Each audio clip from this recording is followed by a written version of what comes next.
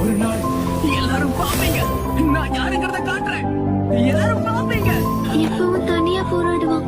அவனுக்கு துணையா யாரும் இருக்க மாட்டாங்க, உதவிக்கும் ஆள் இருக்க மாட்டாங்க. அவனுக்கு என்ன ஆனாலும் அதை பத்தி யாருக்கும் அக்கறையா